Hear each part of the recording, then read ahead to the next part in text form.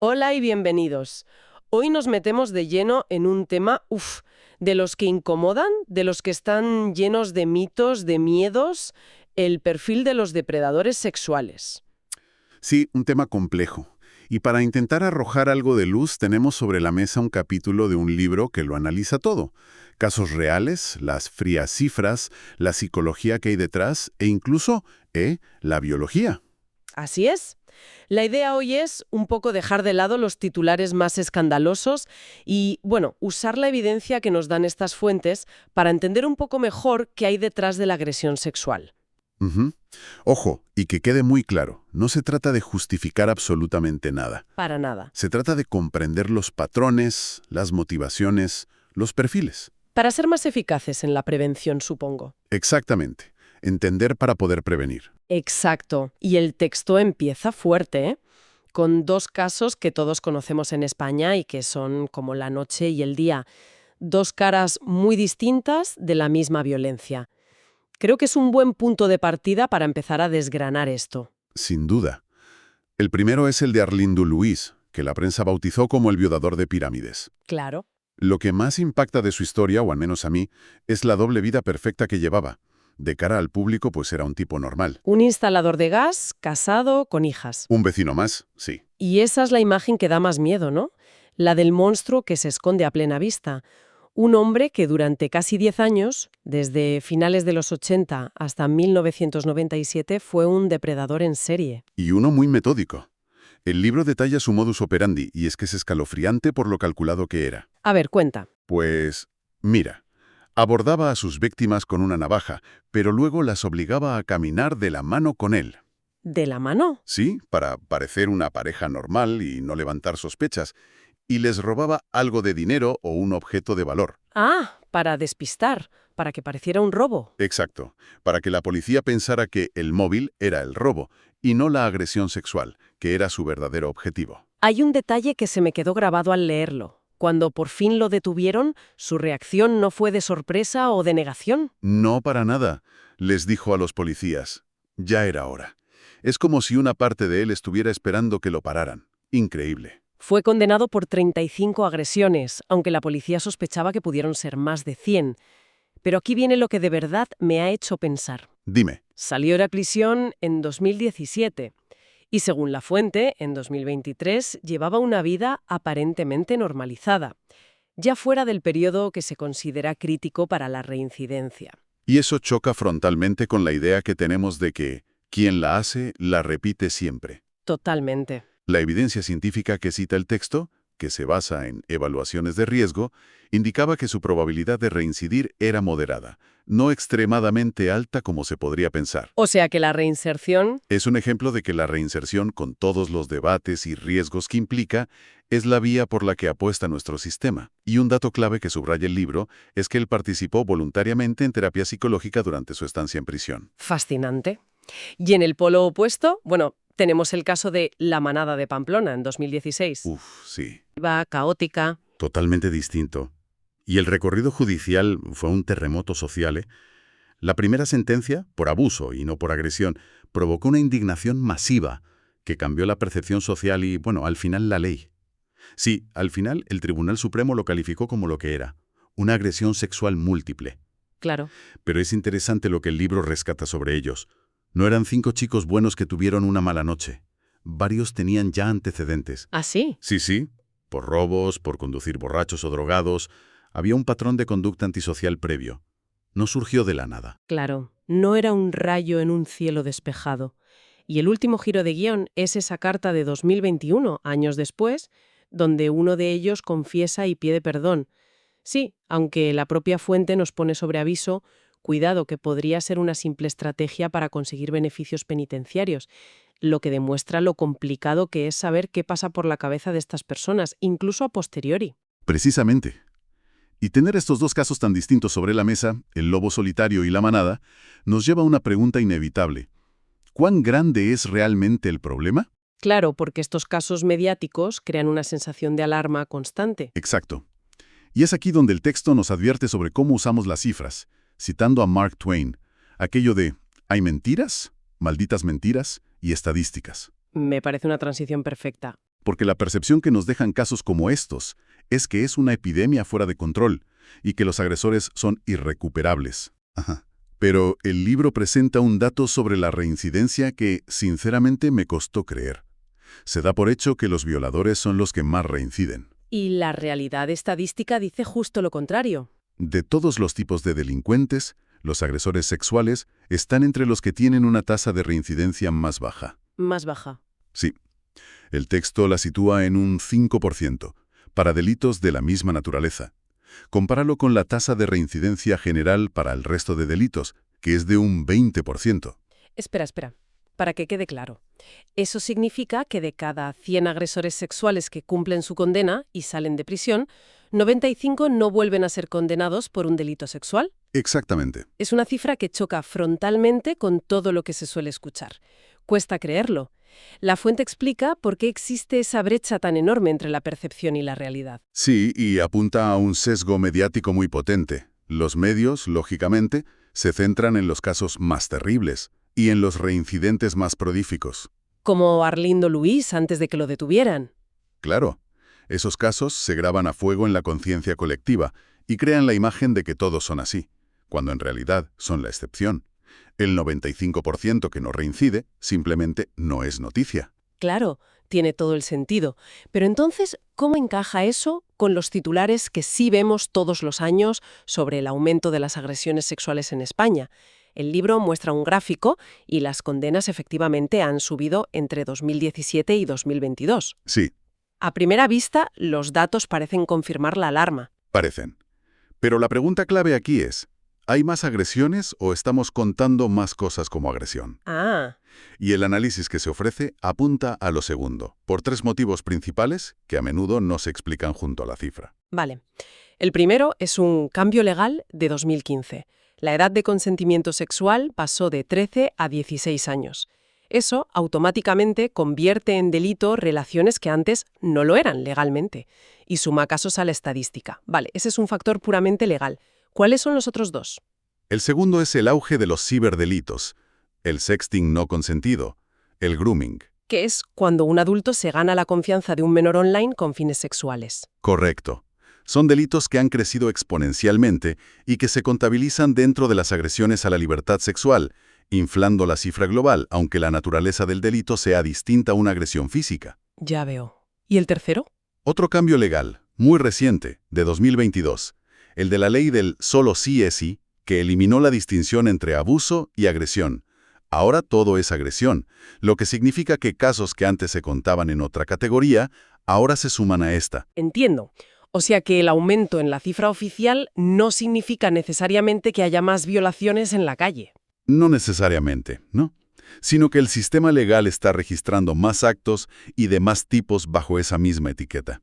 Es un matiz crucial. Vale, desmontados algunos mitos sobre las cifras, vamos al núcleo de la cuestión. ¿Por qué lo hacen? ¿Qué les mueve? Esa es la pregunta del millón. Y la respuesta, pues, no es única. El libro se apoya en una clasificación clásica que distingue 4 perfiles de violadores según su motivación principal. Vale, No son categorías estancas, pero ayudan a entender la lógica interna de cada uno. a ver, vamos a verlas. El primer tipo es el que actúa por agresión desplazada. La motivación principal no es el sexo, es la ira. Son hombres que acumulan rabia, frustración, a menudo por problemas con su pareja o en el trabajo. Y la descargan en otra persona. Exacto. La descargan de forma violenta sobre una víctima que suele ser un sustituto simbólico de la persona que es el foco real de su ira. Entendido. Segundo tipo. El de compensación. Aquí el motor sí parece más sexual. Son individuos con profundos sentimientos de ineptitud, que se sienten fracasados con las mujeres. Y la agresión es una fantasía de poder. Eso es, una forma de compensar su inseguridad y forzar una intimidad que son incapaces de conseguir de otra manera. Vale. El tercero me imagino que es el peor. El tercer perfil es el más perturbador, sí. Es el sádico. Es aquel que funde en su mente el sexo y la agresión. Para él, no hay placer sin el sufrimiento de la víctima. O sea, la violencia es el fin en sí mismo. Correcto. La violencia, la humillación, el dolor, no son un medio para conseguir sexo. Son la fuente principal de su excitación. Si pensamos en los casos del principio, Arlindo Luis, con su método y su ensañamiento, Parece que podría encajar más en este perfil sádico o quizá en una mezcla con el de compensación. Es una posibilidad, sí. Y el cuarto tipo es el impulsivo u oportunista. El menos planificador. Exacto. En este caso, no hay una gran fantasía elaborada detrás. Simplemente se presenta la oportunidad y el individuo carece de los frenos internos, del control de impulsos para no actuar. Aquí podríamos pensar en la manada, el contexto de fiesta, el alcohol, la dinámica de grupo. Podría encajar. Anulan los pocos controles que pudieran tener. Esta idea de la motivación sexual nos lleva a uno de los puntos más polémicos del texto. Sí, lo es. Explora la relación entre la violencia sexual y el acceso al sexo consentido, en concreto a través de la prostitución, y presenta un estudio europeo con unos resultados que, como poco, son para pararse a pensar. Son muy llamativos, sí. El estudio comparó países que liberalizaron la prostitución entre 1990 y 2017 con países que la prohibieron y con un grupo de control que no hizo cambios. Vale. ¿Y la conclusión? La conclusión fue que, aunque las violaciones aumentaron en todas partes en ese periodo, el aumento fue muy diferente. En los países que la liberalizaron subieron un 50%. En el grupo de control, un 80%. Un momento. Tengo que releer esto. ¿Me estás diciendo que en los países que prohibieron la prostitución, las violaciones aumentaron un 380%? Ese es el dato. Es un resultado que va en contra de toda intuición. Tela marinera. Exacto. La conclusión que extraen los autores de ese estudio, y que el libro presenta, es que para una minoría de hombres con ciertas predisposiciones, la prostitución podría funcionar como un sustituto de la agresión sexual. O sea, Que si se cierra esa vía comercial, algunos de esos hombres podrían derivar hacia la violencia. Es una perspectiva basada puramente en datos, que el texto expone sin entrar en el debate moral sobre la prostitución, simplemente señalando que el impulso sexual es un factor innegable en la ecuación. es un dato que genera un debate muy incómodo, desde luego. Y esto me lleva a la siguiente pregunta. Hemos hablado de motivaciones, de comportamiento, pero ¿qué pasa dentro de sus cabezas? ¿Hay algo diferente en el cerebro de un depredador sexual? Pues la fuente se mete de lleno en la neuropsicología, sí, y lo hace recopilando los resultados de muchísimos estudios que comparan las capacidades mentales de los agresores sexuales con las de la población general. ¿Y qué encuentran? Los hallazgos son bastante consistentes. En el caso de los que agreden adultos, se encuentra una diferencia muy significativa en sus competencias mentales. ¿En qué áreas? Sobre todo en dos: el lenguaje y, de forma muy marcada, el control de los impulsos. La capacidad de inhibir un deseo, de pararse a pensar antes de actuar.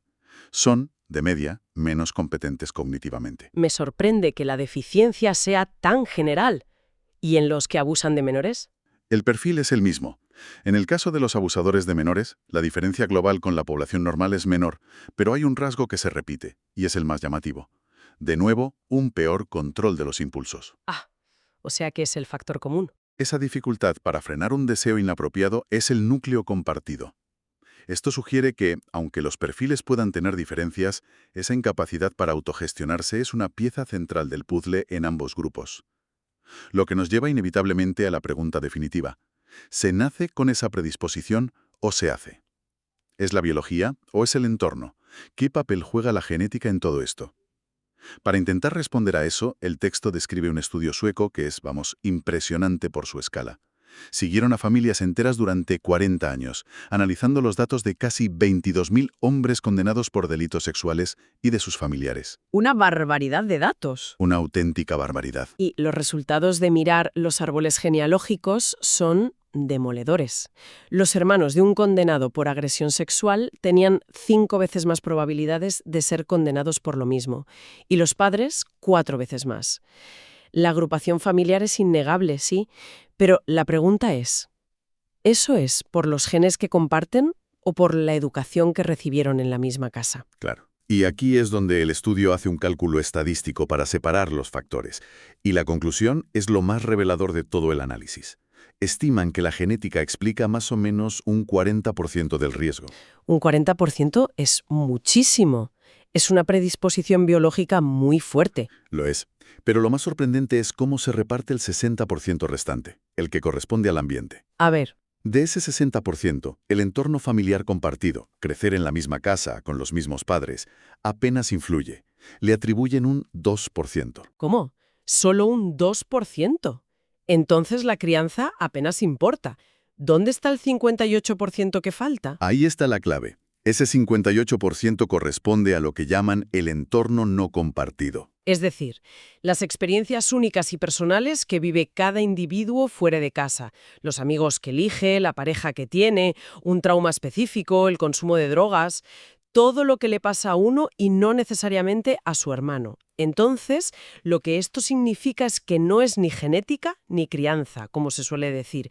Es una interacción complejísima entre una predisposición genética que te hace más vulnerable. Y un montón de experiencias vitales, la mayoría fuera de la familia, que son las que finalmente aprietan o no el gatillo. Es una conclusión potentísima. Lo cambia todo, porque desmonta la idea simplista de que la culpa es de los padres o está en los genes. La imagen que emerge de todas estas fuentes es mucho más compleja, mucho más matizada. Sí, nada que ver con el monstruo unidimensional que solemos imaginar. Exacto.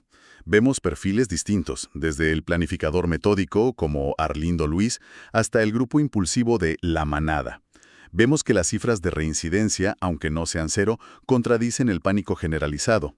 Y entendemos que en la raíz del problema hay una mezcla de un mal control de impulsos a nivel cerebral, una cierta vulnerabilidad genética y, de forma crucial, el camino vital que recorre cada persona. Eso es. Y, como decíamos al principio, comprender todas estas piezas no busca exculpar a nadie, En absoluto. sino, como dice el libro, darnos herramientas más inteligentes para intentar que esta violencia no ocurra.